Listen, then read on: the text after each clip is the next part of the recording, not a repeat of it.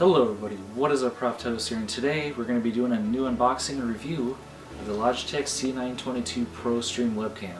Now this is definitely a upgrade from what I got now. I'm currently using the C615, which as you can see right here, the whole front lens got shattered a good while ago, but for whatever reason it still stayed recording good and didn't get any worse. So I was like, alright, but then I finally was like, you know what, it's time to update.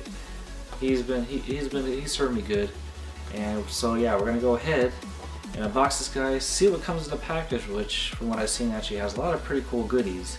And then after that, we're gonna review it, test it out, and see, hey, is this worth the money, or is it? Can you find better? So let's go ahead and start with the unboxing. Alright, so here we are at the camera itself. So this one actually has some pretty cool features, which I definitely like, which has 1080p at 30 frames a second and 720p at 60 frames. And we also got background replacement, which we'll definitely be testing out because I want to see exactly how well that works. And we also have automatic low light detection, or low light correction, which is definitely something I could use because there's been times when I don't usually have enough light. As of right now, I'm kind of relying on natural light, which usually works pretty well in the day, but if I'm recording more at nighttime, then it definitely helps. So let's go ahead and get my handy dandy unboxing knife out. Cut this little seal right here if I can do so, well, without cutting myself and without destroying the box. Alright, so what I've seen is actually, oops, I already ripped the box. Alright, so right off the bat, we're going to have our webcam right there in the front, which definitely looks pretty cool. Wow, that's actually a pretty cool frame. I actually had to touch it for a second because I couldn't actually tell that it was, a piece of glass, but it's definitely there. So let's go ahead and pull this out. Oh, I see. I was worried about touching this. I was like, wait, this has a clear film of it. So yeah, that's pretty dang clear if you can see that. There we go. You can actually barely tell it's even the lens there, but definitely really nice. So let's go ahead. Oh, yes.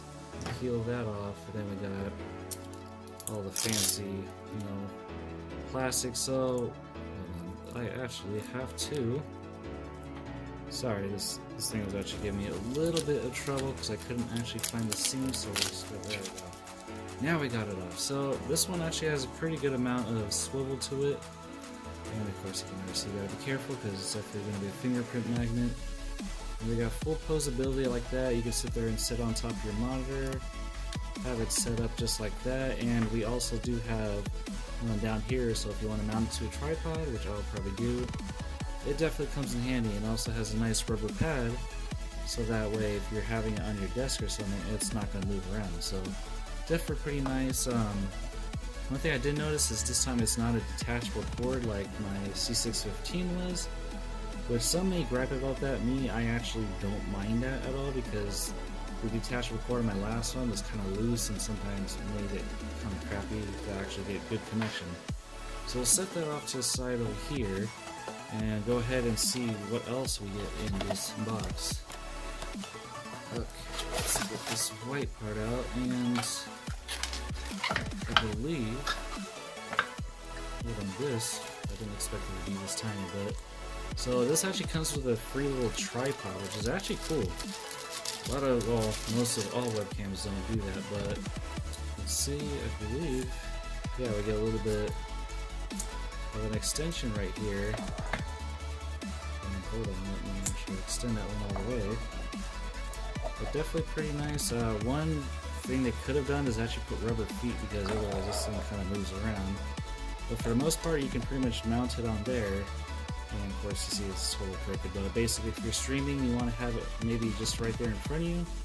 Definitely a really cool feature. I don't know, I doubt this thing though, but this thing actually does have a decent amount of little swivel to it, so you could basically position it however you like. So it's actually really cool that they included all this in a package, and definitely pretty nice that you can just kind of take this on the go if you needed to. Now I got a piece of paper right here. Okay, so this is, I'm gonna cover this up, but this is the other cool thing comes with. You get 3 free months of XSplit for the PC. And if you guys don't know what XSplit is, there is a free version and everything, but basically you can sit there, record games locally, you can stream to, I think it probably works for Twitch, I'm not entirely sure, but You need a YouTube, Facebook, Twitter, Instagram, and all that. So there's definitely some really useful software if you want to pay for it, but this, you get 3 free months, so heck, you can't complain about that. Okay, as for what else we got in the box, just some paperwork. So yeah, I guess this is pretty much plug and play. I'm trying to see what this is. I didn't know what language this is, but oh yeah. So pretty much, I gotta test it out first and basically try to see if we possibly get some sort of software, or I'm pretty sure I just have to go to the website and download it. So let's go ahead and actually do the review part of this. Alright, so now we're currently testing out the camera in 1080p at 30 frames per second. We're using the camera's built-in microphone, and as you can tell, it's definitely one gripe, but then again, I think if you're streaming or recording anything for YouTube, I don't think you're going to be using this mic in the first place. This would be something more for Skype calls or something like that. Other than that, you can tell it does definitely sound muffled. It does not sound the best, but other than that, video quality is definitely great. As you can see, if I can get it to focus on my hand just a little bit. Focus on that, then it goes back to me. Yeah, it's actually pretty snappy when it comes to actually doing its autofocus, so that definitely works really well. Well, we'll get into the other stuff later. For now, let's go ahead and check it out at 720p at 60 frames a second. Alright, so now we got it recording at 720p at 60 frames a second. Still using the currently built-in microphone, and as you see, definitely pretty fluid with the movement. I gotta see how this is gonna go with rendering, because I actually have everything rendered out to 1080, so I don't know if you're gonna be able to see much of the resolution difference and everything, but all in all, still works pretty well and definitely not bad. So let's go ahead and show you basically the difference with using, like, I have a Yeti mic and everything, and just so you can see, you know, the audio quality difference. Alright, so now we're currently using the Yeti mic back at 1080p 30 frames a second. As you can definitely tell, the audio quality, you know, definitely sounds a lot better, and this kind of goes without saying. If you're going to be streaming, of course you're going to be using probably a pretty at least decent external mic. But yeah, for anything other than video calls, I would not recommend the built-in mic that's in the camera, just because it is kind of muffled and it's not the best, but you know, it's alright.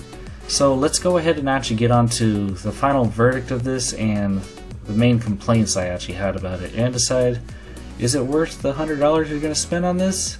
Kind of depends. So let's go ahead and switch back over. Alright, so let's get on to the final verdict of this product. Should you get it? We're going to go ahead and start with my gripes first. So first big gripe is your whole background replacement. You need to hope you have a CPU that supports ATX, because if you don't, then you're kind of out of luck. It's just not going to work. So that is kind of a bummer. I didn't know that was going to be a thing early on when getting it, so that kind of sucks. Next gripe, which is probably my hugest one right now, is the fact that Logitech, for whatever reason, doesn't like to give you their own software, or even let you use software that you used on your previous webcams. I tried using the original Logitech software that I used for recording quite often before, and for whatever reason, it just pretty much tells you, hey, it's not really compatible, it doesn't have the right drivers. And then when you go to actually try to use it anyways, it only goes up to 720p. And you don't even know what kind of frames you're getting with that either. So that was kind of really weird and kind of a big letdown. I even looked in some of the forums, and basically it said, yeah, they're not really putting out any updates. It's been quite a while and they haven't done any sort of stuff with it. So that definitely kind of sucks. I mean, you can still use basically the XSplit, which is pretty much what they want you to use. They give you 3 free months, and that's cool, but then you shouldn't have to pay for third-party software when you've already paid $100 for the camera as is. Now, you can actually use XSplit for free. You do not have to pay. The only drawback is you are going to have to deal with a little XSplit watermark. That's probably the only drawback to it. So if that's not a big deal, it's not too bad, because you can still record it at 1080p at 30 frames or 720p at 60, and it'll be just fine. But other than that, if you're wanting to actually not have the watermark and you're planning to use it for other stuff, that's going to be kind of a big bummer for this. So that was kind of disappointing to see that they, for whatever reason, I don't know why a lot of these webcams are doing this nowadays. If it says streaming, pretty much, I'm guessing, don't count on it having any sort of software support, because The only thing they give you is the Logitech gaming software, which, yeah, you can get a little preview, you can kind of adjust brightness, mess with the sharpness and everything, and that's all fine and dandy, but you can't use it for recording. So that was definitely kind of a bummer. Other than that, video quality definitely seems to work really great. The auto sharpness is pretty spot on. Seems to kick back and forth really quickly. As for microphone quality, as you saw, definitely not the greatest. I would definitely highly recommend using an external mic if you are planning on recording with this. So probably a final verdict is, should you get this? It depends what you're using it for. If you're a heavy streamer and you are planning to go full core on this and you have the right type of CPU, then yes, I would definitely recommend it, because I don't know if you're going to be using the background blur, but you do got the chroma, which should be easy to use. 1080p at 30, it definitely works well, and it comes with a nice little tripod, so that's cool. And you get the three months of XSplit, which is definitely pretty nice. So that's cool. But if you're someone who's planning on using it for, let's say, Let's Plays or something like that, and you're wanting to basically, or use it to sit there and just record, normal video in front of your computer like that, I probably wouldn't as much recommend it, because there's probably actually cheaper options out there for you, or for honestly, most cell phone cameras probably do a pretty decent job at it, or even you can probably find alternative webcam options that might output the same video quality with actually having software support.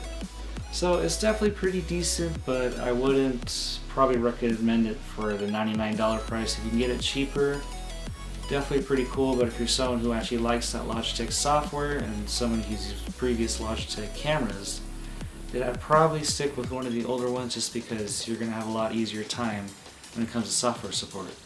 So that's about it that we have for this review today. If you did like it, if you have any questions about it, please be sure to comment in the box below. Another one thing I did forgot to mention, when you are using this with XSplit, you are going to have to mess around with the settings, because when I first tried to hook it up, it was having a lot of issues with reverb and echo, which I think all I had to do was really just go into full settings and set the default to be the Yeti, because I think it was trying to go between this mic and then my Yeti mic at the same time, and that was what was causing the reverb.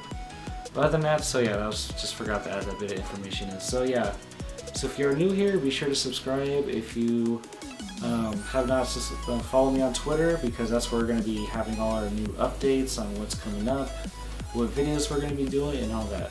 So as always, I thank you guys for watching, and I'll catch you guys later.